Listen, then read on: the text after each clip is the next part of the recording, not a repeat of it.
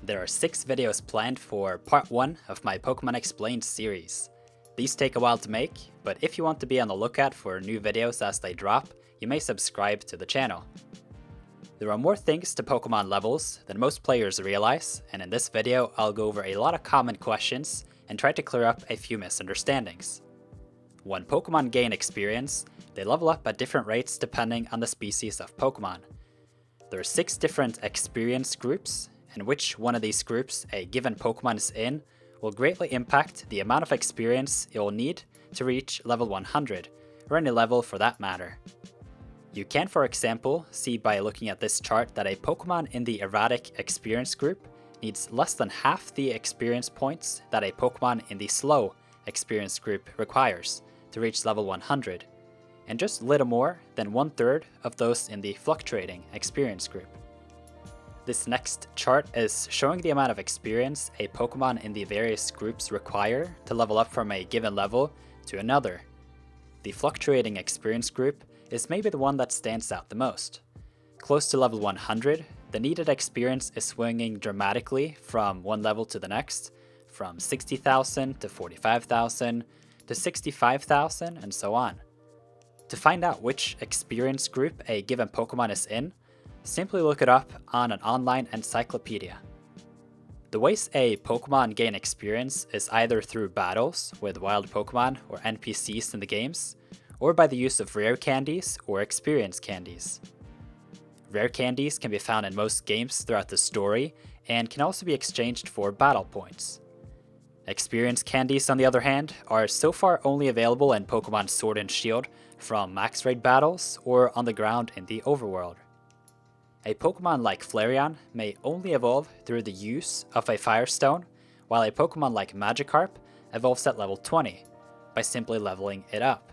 A common question I've received on my videos in the past is what to do when a Pokemon is already higher than the needed level for it to evolve, and the answer to that question is to level it up again. If it says that a Pokemon evolves at level 20, Magikarp for example, it means that every time it levels up past level 19, it has the chance to evolve. So if your Pokemon is level 60 and it is said to evolve by a level up at an earlier level, when leveling it up to level 61, it will evolve. There are, however, 3 exceptions. 1. If your Pokemon is holding an Everstone, it will prevent it from evolving, and you'll need to remove this item before trying again. 2. The ship has sailed for Pokemon that requires level up to evolve if it has reached level 100. And 3. Even if a Pokemon levels up to the level requirement during battle, if it faints and stays fainted by the time the battle ends, it will not evolve. You'll then have to level it up again to get another chance. Even though many Pokemon have a level requirement to evolve, certain species of Pokemon may appear in the wild below this level. An example here can be Pidgeotto, Kakuna, and Metapod in Viridian Forest, which you can find in Pokemon Heart Gold and Soul Silver below the level in which Pidgey, Weedle, and Caterpie respectively evolve at under normal circumstances. You may be familiar with Pokemon learning new moves when leveling up, and if you decide to skip learning the move, you can always find the move relearner to teach the move to your Pokemon again at a later point. In Pokemon Sword and Shield, the move relearner is located in the cafes and the various Pokemon centers. Be aware that you need to have your Pokemon pass the level requirement for you to relearn a move in Generation 8, while this is not the case for Generation 7.